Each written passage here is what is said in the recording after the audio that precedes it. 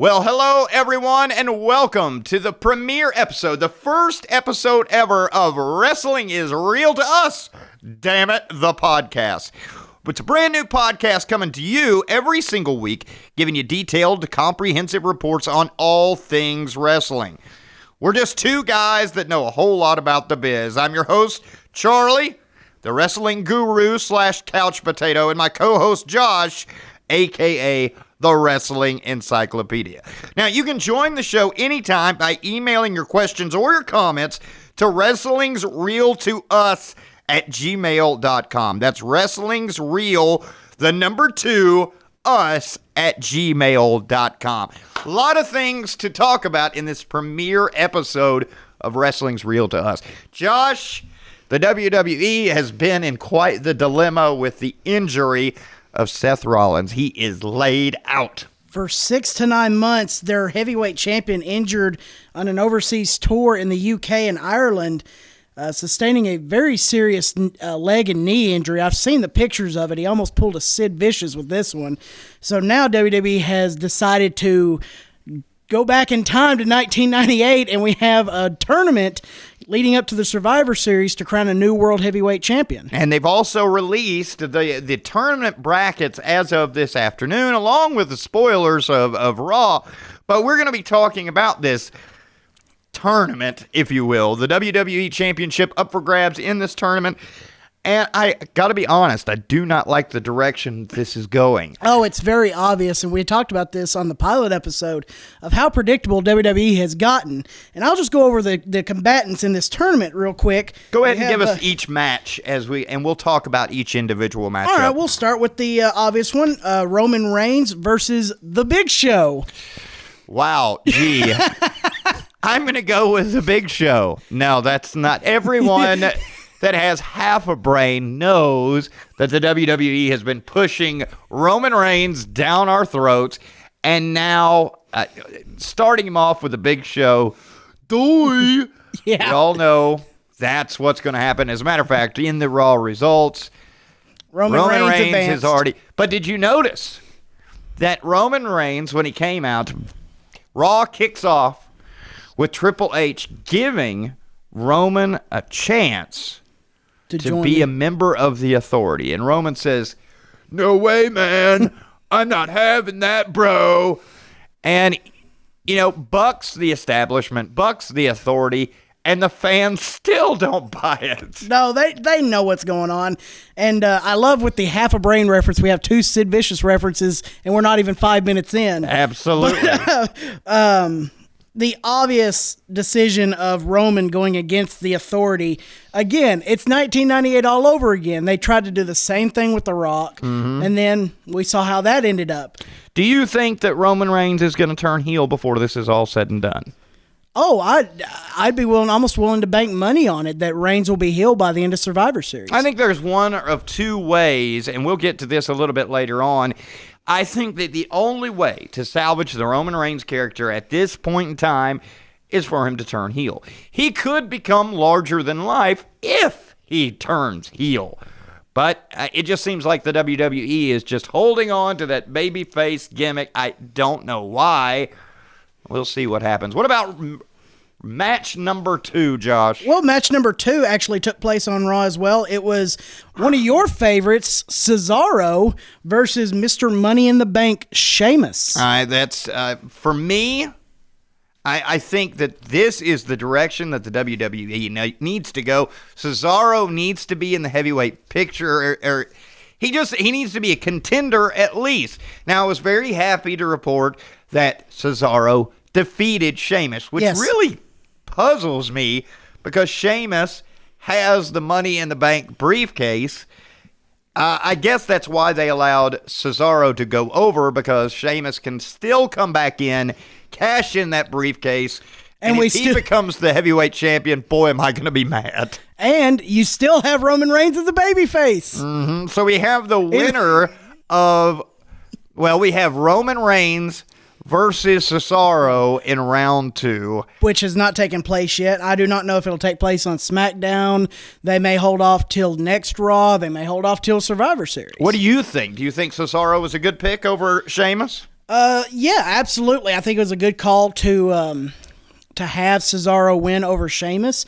Unfortunately, that means he faces Roman Reigns, and here you are in a predictable scenario. You have a real big fan favorite, Cesaro, going against somebody that the WWE Universe doesn't really want to get behind in Roman Reigns. But this is where it could get very interesting. It depends on where the next Raw is, because they may, round 2, you're going to have Cesaro versus Roman Reigns, and there's a very good chance that the crowd is going to be behind Cesaro, and they may shut Roman Reigns down.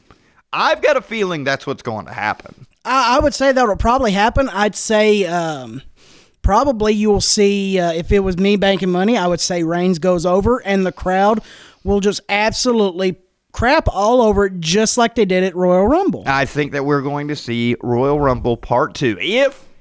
If there's not some kind of screw job, something going on where Roman Reigns wins clean over Cesaro, we're going to see the Royal Rumble Part 2. And I think that the crowd is going to retaliate. I think that they are not going to have this whole Roman Reigns, the new John Cena, if you will. I don't think that it's going to happen. God, don't say that. All right, match number 3. Josh, what do we got? Match number 3, if we were actually going down the tournament bracket as WWE has posted on their website, we'll pit Alberto Del Rio versus Stardust. I think that is just such a mismatch. Cody Rhodes is a fantastic talent. Who? Yeah, exactly. Since he's been in the Stardust character, we haven't seen much out of him. We've seen a jobber at best, but they are developing some kind of storyline with him in the Ascension.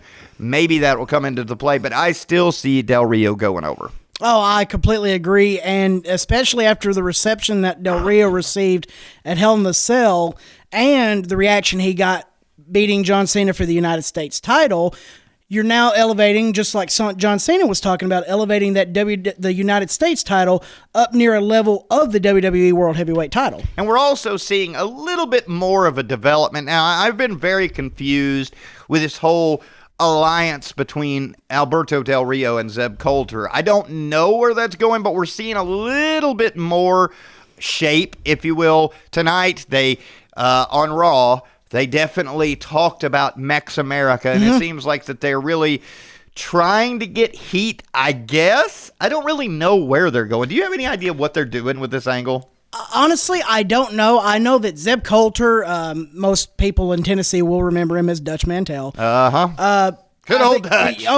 A great mind in the business, and the ability of him being able to draw heat.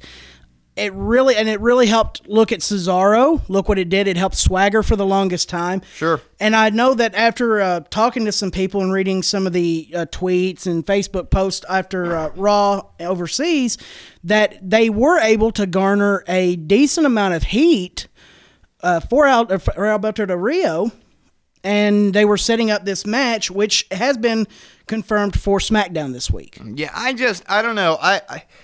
I'm still confused by this. You know, when like you were saying, Zeb Coulter got Jack Swagger and Cesaro over big time with the whole Real American angle. Yes. But this angle is just too confusing. I don't really know where they're going with it. Do they want heat? Do they want sympathy? I don't know. I think we're going to have to wait a little bit longer for this to pan out, if it ever pans out. All right. I just don't see much of it coming to light. Do you think that Del Rio will keep the momentum that he's got? Now, when we saw him leave the WWE the last time, he lost a lot of, we saw him job out to Batista there at the very end. Do you think that Del Rio is going to keep the heat that he currently has? I believe so. I think Del Rio has momentum, if you will. Well, yeah, absolutely. I think Del Rio has the ability in his character that he plays right now to hold a lot of that heat. And, looking at the upper half of the bracket, we talked about Reigns and Cesaro, the other people that are in the tournament in his half of the bracket going into the next match. Again, we're back at a very predictable scenario, but I do believe that Del Rio will actually come out of this First half of the tournament bracket looking really good, but I don't think. Obviously, I don't think that he's going to make it maybe to the semifinals. Obviously, I'm not going to say he's going to make it to the finals, but it would do really good for Del Rio if he was able to get at least to that Final Four, which is where he can get to. Speaking of the next match, what are we going into, Josh? This, if I'm right, is this Kalisto and Ryback? It is. Okay, what's your thoughts? My thoughts on this, why? Absolutely why. I understand Ryback. Big, giant. They gave him the Bill Goldberg push when he can't they reformulated his character. But of all the people active on the roster right now, the best you have to put against him is Kalisto. Well, I think that they're kind of grabbing for straws. I definitely don't think that they were prepared for the Seth Rollins injury. Oh, no. For the people that are there in the UK right now, I think that that's what they had to deal with. I don't understand why they picked Kalisto, because they were just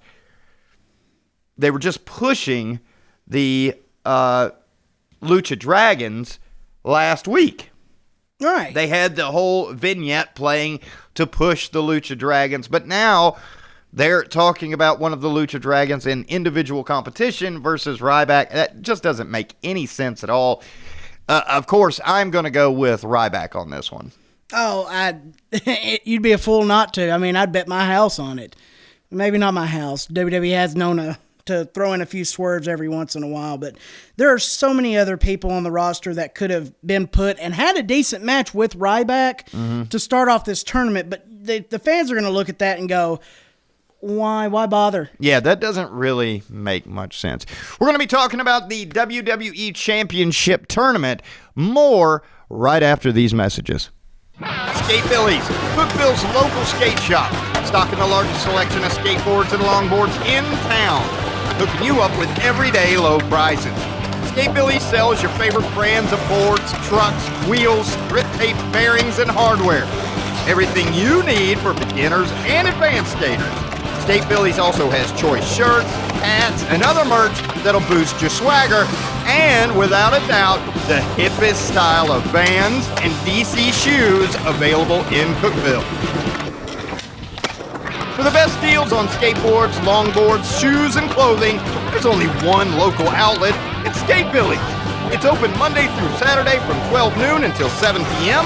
It's located in Cookville at 728 South Jefferson Avenue, next to Sonic and Walmart. Check out our website, skatebillies.com. Don't be lame. Shop Skate Billies, Cookville's local skate shop. All right, we're back, and we're talking about the WWE Heavyweight Championship up for grabs. We've covered the first 4 matches in the tournament so far. Right now, we're at Titus and Owens, I believe. Yes. Titus and Owens, which was revealed on Raw tonight. Why, once again, I'm really not sure why they grabbed Titus O'Neil and threw him in there. But, they have split up the primetime players yet again and put Titus O'Neil in heavyweight contention. I don't understand that. And I've got the WWE website pulled up right now. I'm going through the roster. This is another one of those, okay, we know what's going to happen.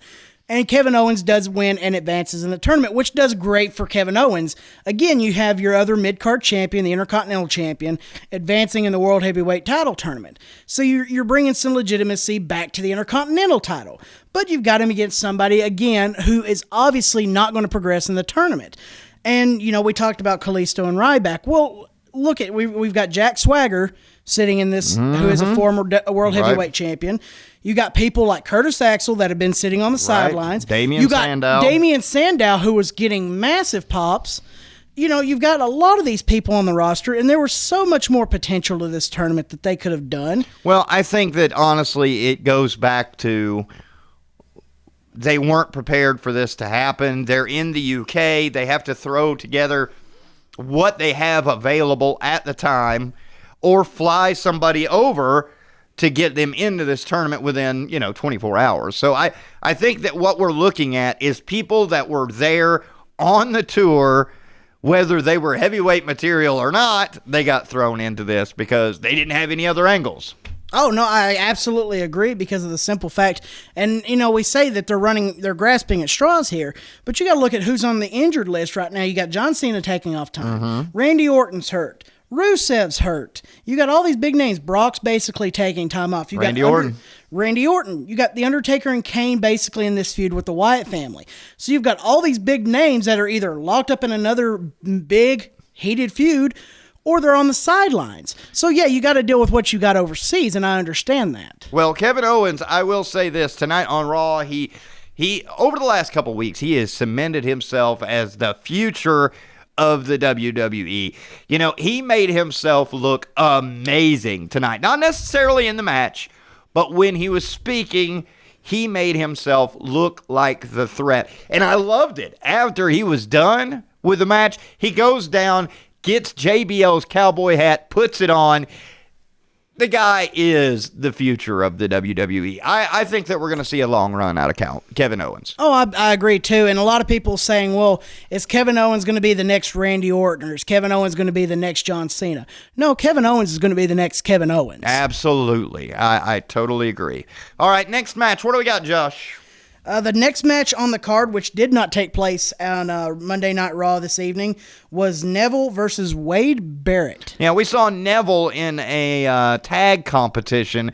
We saw the New Day versus Neville and the Usos. The Usos. And let me tell you, the biggest pop of the night went to the New Day. Yes. They are so over in the UK. It was amazing.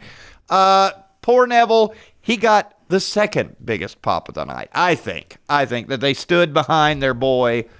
He did pretty well, but... Oh, no. Neville is an amazing performer, and we talked about it, of him being underutilized. Absolutely. And this is another one of those examples where he gets thrown into a six-man tag match, and it just, you're basically, holding him down, and to a degree, could they have put him into the world title tournament? And he is in the world title tournament. Oh, I mean, I'm goofed up on that one, but they could have had that match in the UK. Oh yeah, absolutely. And you had two UK favorites with Bad News Barrett and Neville, who could put on a tremendous match and get a great reaction. Right. And you put Neville into a six-man tag. Yeah, that didn't make any sense to me. So who do you think is going to go over in the Neville match? Neville and who is it? Neville and Bad News Barrett. Neville and Barrett. Who do you think is going to go over? I'm going to go ahead. I'm going to actually say in an upset, I'm going to say Neville. Really? Yes. Just looking at, and I hate to say, the predictability again, but the winner of that match faces Kevin Owens. Good call. Good call. I definitely, and you know that Neville and Owens have worked many times in the past in NXT. They know how to put these matches together.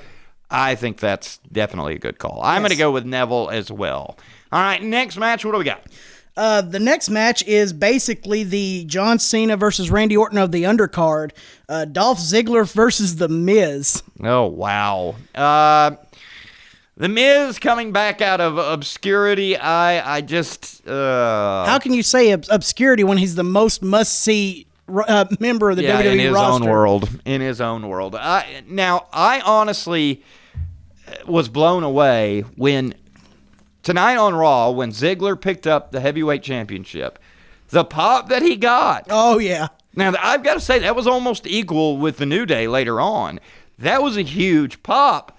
The people may want to see Ziggler as the heavyweight champion. I think that Ziggler lost momentum in his feud with Rusev.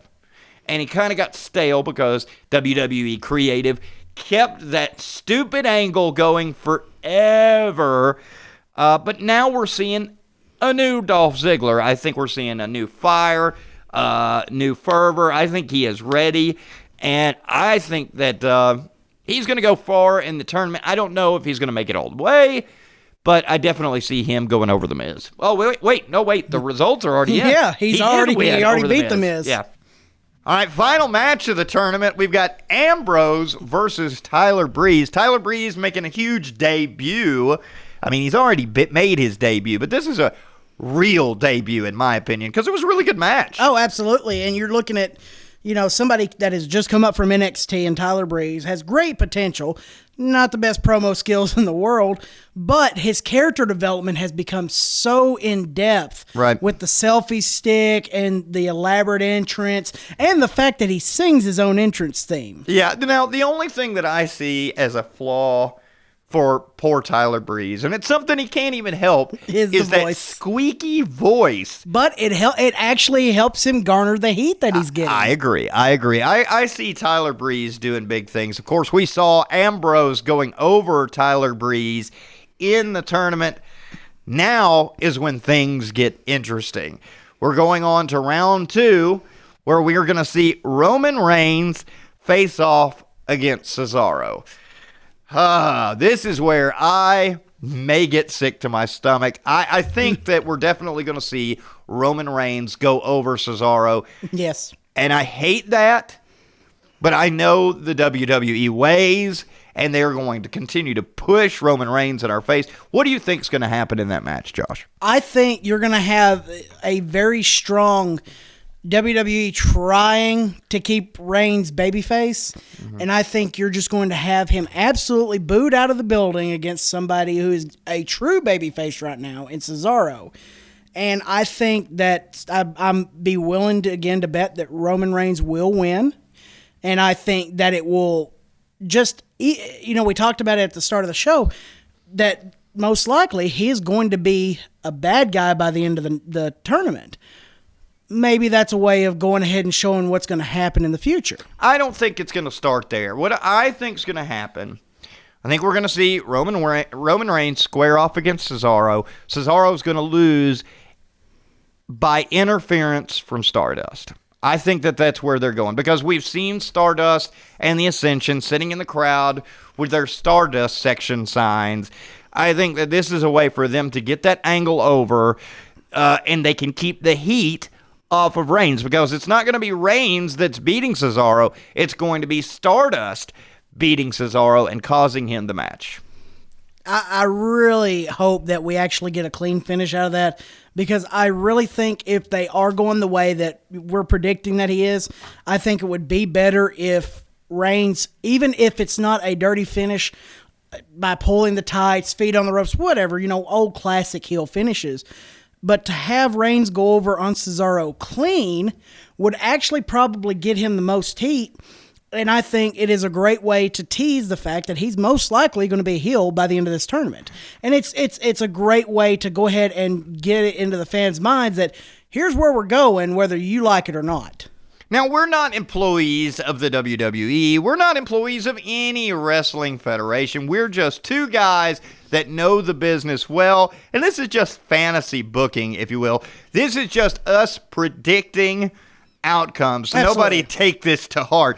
No. But I definitely see Cesaro losing against Roman Reigns, as much as I hate it. But I do think that they're going to keep the heat off of Reigns somehow, some way. If it is a clean finish, it's going to be because Stardust interfered somehow, some way. Yeah. All right. And the only other match that we know of the second round right now is Dolph Ziggler versus Dean Ambrose. And you have two big fan favorites right now. And to a degree, I don't agree with this, because Ambrose right now is set to be the biggest babyface in the company in terms of single stars. But you're putting him against somebody, we just talked about it, Ziggler, who's getting an amazing reaction as well. You're really not giving the fans any reason to sympathize with Dean Ambrose. Right. It's definitely, I don't agree with that at all, because you're splitting the fans down the middle. There's going to be a lot of people that want to see Ziggler advance. There's going to be a lot of people that want to see Ambrose advance. But as far as I'm concerned, this is all about Ambrose and Reigns. I think that we're going to see Ambrose and Reigns make it to the very end. I'm not sure 100% on that, but I would say 95% positive that we're going to see an Ambrose Reigns ending where one of them is going to turn heel. What do you think? I think you hit the nail right on the head. I think it is going to be Roman Reigns versus Dean Ambrose. And I'm going to say it again, Roman Reigns, if you really want to set up your road to WrestleMania, We've got the TLC pay-per-view, Royal Rumble, Fastlane, and then WrestleMania. The biggest WrestleMania of all time. Tickets, I'm almost sure they're almost sold out by now. You're getting ready to have to book for your biggest show ever to break records. And you have all of your big names on the sidelines or they're hurt. Mm-hmm. You have your world champion out well past WrestleMania now. Mm-hmm. You have a great roster. We have the hit and misses of the tournament, but you got people like Ziggler, like Ambrose, like Cesaro, even Reigns, even people like Wade Barrett. These names are people that, are in that upper mid card to the World Heavyweight title picture. But again, the predictability, we're going to see Roman Reigns versus Dean Ambrose. Now they may completely swerve us and turn Dean Ambrose heel, but the crowd's not going to buy it. Right. It's definitely going to be something that we're going to be talking about a lot more in the future. But right now, where we stand, we're definitely leaning towards Ambrose versus Reigns. A lot of other things happened on Raw. Not much in the Divas Revolution, if you will, except for the fans continue to chant, "We want Sasha Banks." Wow. I did see, and to be perfectly honest, I didn't even see, you may be able to answer this question. Somebody got slammed on one of the announce tables. Who was that? Well, I don't know if it was really slammed, but after the Becky Lynch and Paige match, Becky Lynch wins, which is weird, by holding the tights of Paige. Yeah, that doesn't make sense again, we're here at this Big Show dilemma of heel, babyface, heel, babyface, heel, babyface. So Paige, to garner her heat back in the UK, to keep her heel, attacks Becky Lynch, who is also from Ireland, and attacks her and puts her in the PTO, the Scorpion Crosslock, on the announce table until Charlotte runs out and makes the save. Yeah, boy, they really need to do some work on the Diva Revolution, because right now it is just stale. It doesn't seem like it has any momentum whatsoever. It has lost every bit of momentum it had because of the writing. I think the fact that you've stuck Sasha Banks into it and it's still in the faction. Mm-hmm. Basically these factions have started kind of breaking apart. Right. You have Nikki Bella, who's on the sidelines nursing a neck injury. Right. So you basically have Team Bellas is down to Brie and Alicia Fox. Okay. They're going to go their separate ways. This is just totally off topic, but this is something I've got to point out that drives me insane. Brie is supposed to be a heel at this point in time, yet she still yells "Brie mode" and does her kicks, which are Daniel Bryan kicks. And of course the fans are going to join in and chant yes every time that she does those kicks. That doesn't seem like a heel move, does it? It's not. And I think, and I really want to tread lightly here, everybody talks about, trying to keep real life wrestling from their characters. And I think it's come to a point now where that separation no longer exists. Kayfabe. Right. So now the new kayfabe is don't lie to the fans. Sure. So you have John Cena dating Nikki Bella. Mm-hmm. You have Daniel Bryan dating Brie Bella.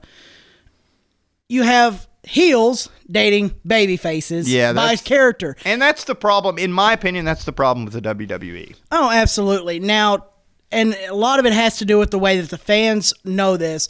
And a lot of it is the internet's fault. The fact that you can go online, you can get any kind of information, you can read spoilers, you can read rumors.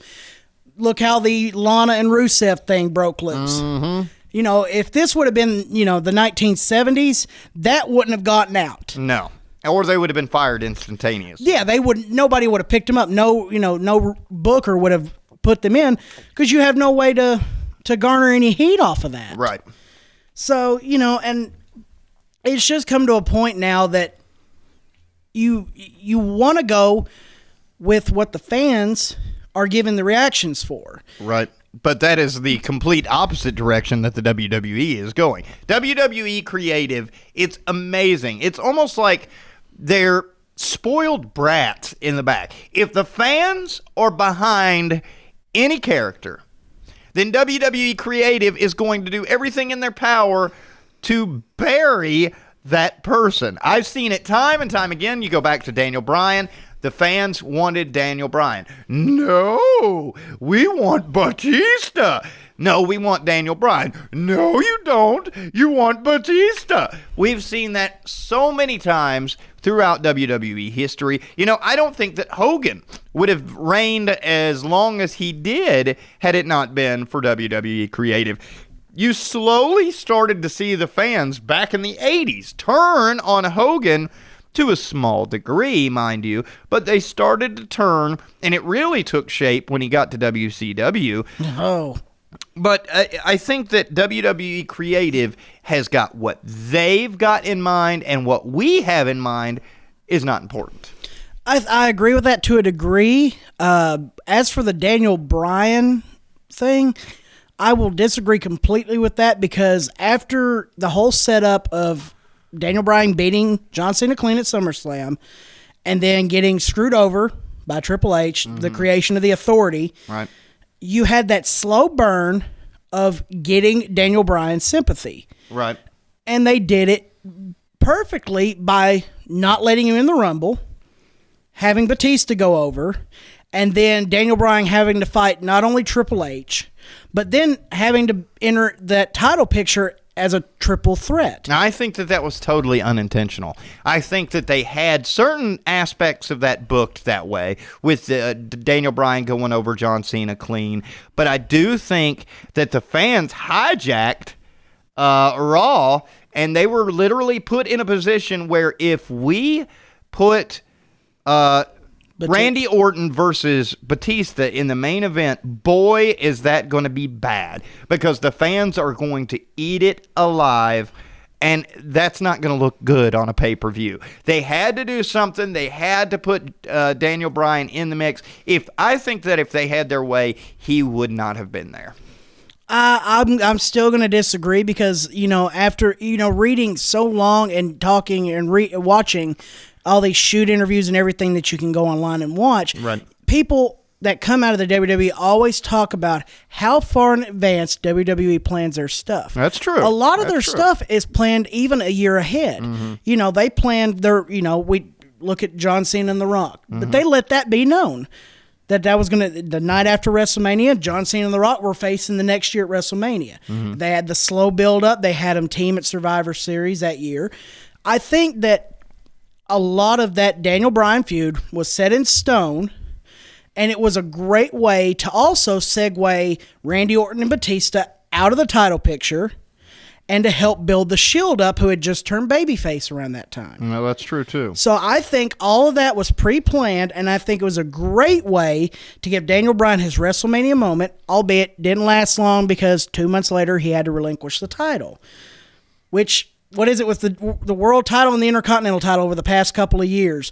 You get somebody who's getting a great reaction to it and then immediately get injured. Yeah, it looks like WWE is facing some bad luck. We're going to take a break. We've got to pay the bills. We'll be back with more things, more results from WWE Raw coming up right after this. Skate Billy's, Cookville's local skate shop, stocking the largest selection of skateboards and longboards in town, hooking you up with everyday low prices. Skate Billy sells your favorite brands of boards, trucks, wheels, grip tape, bearings, and hardware. Everything you need for beginners and advanced skaters. Skate Billy's also has choice shirts, hats, and other merch that'll boost your swagger, and without a doubt, the hippest style of Vans and DC shoes available in Cookville. For the best deals on skateboards, longboards, shoes, and clothing, there's only one local outlet. It's Skate Billy's. It's open Monday through Saturday from 12 noon until 7 p.m. It's located in Cookville at 728 South Jefferson Avenue, next to Sonic and Walmart. Check out our website, skatebillys.com. Don't be lame.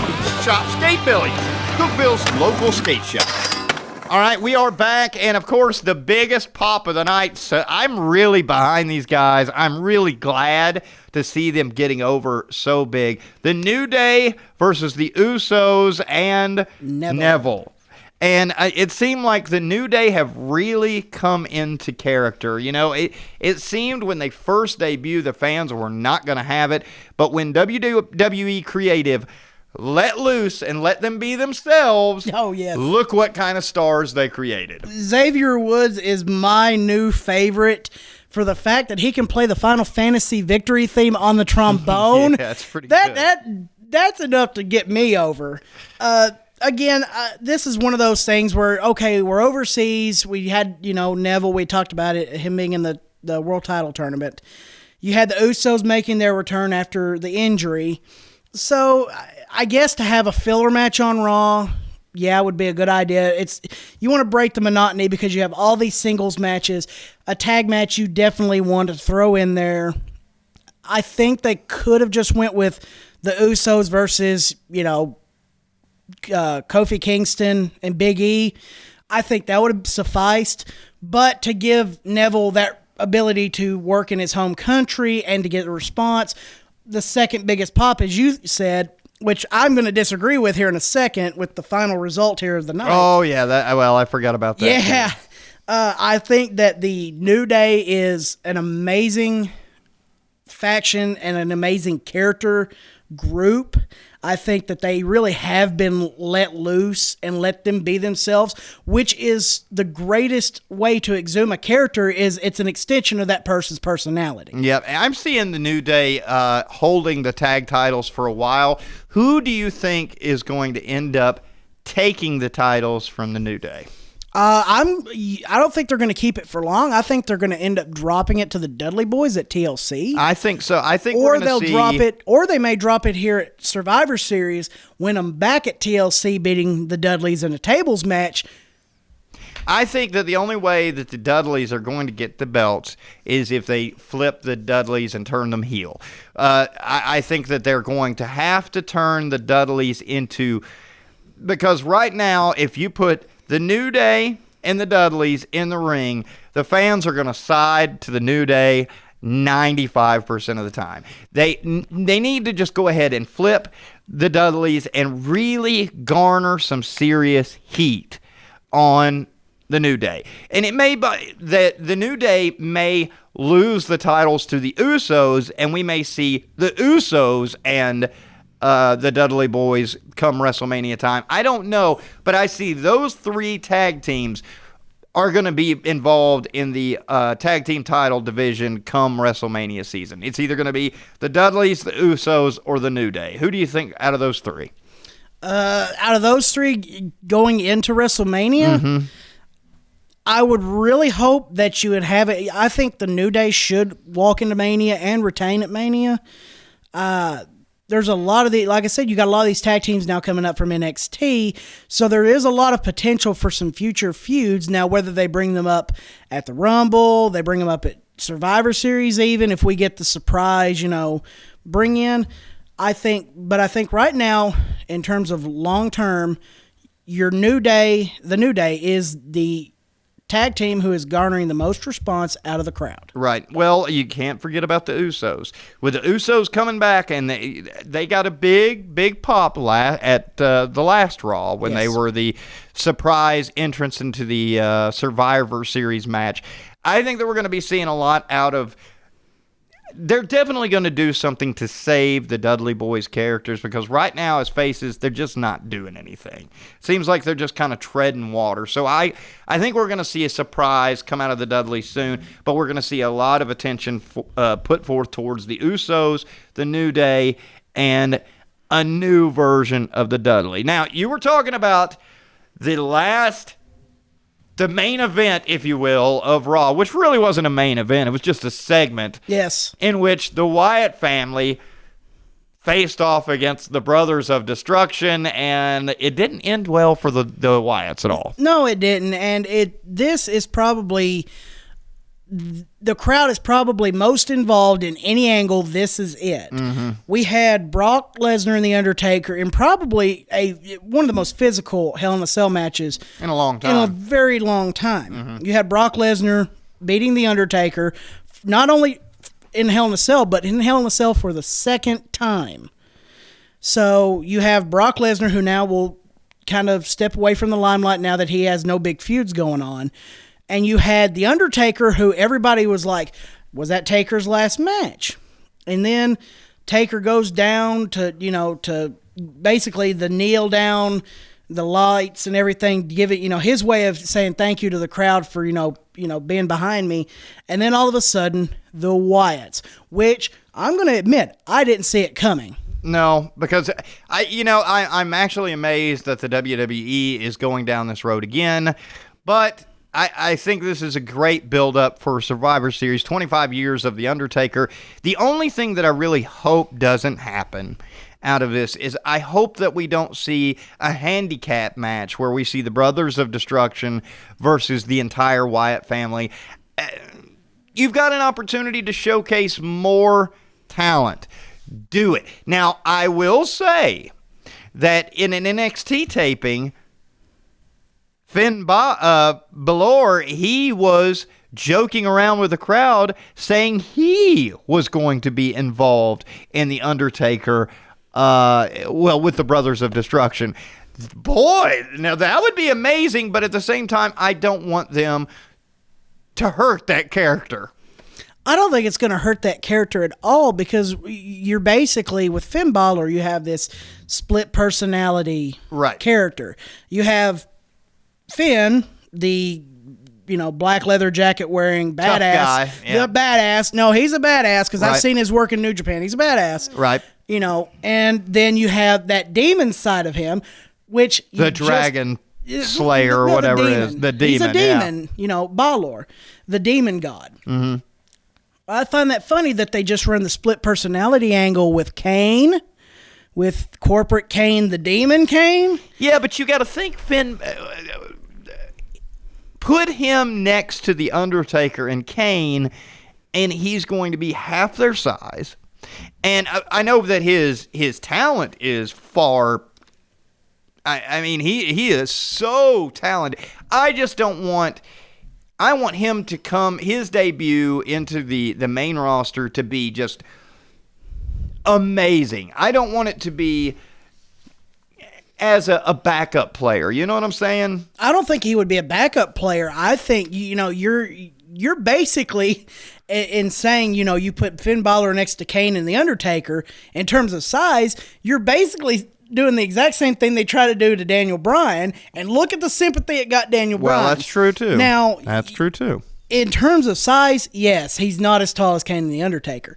In terms of his character development, he's on that. He's getting to that Undertaker and Kane level, just like Bray Wyatt has. Mm-hmm. Bray Wyatt is a revamped version. Everybody says of the Dan Spivey character that was played, long ago.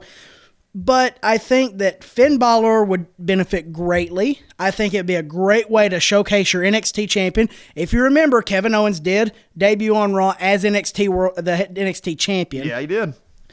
And I think it would be a great way to, showcase him on a pay-per-view level, because there are some people who are living under a rock that do not watch NXT. Right.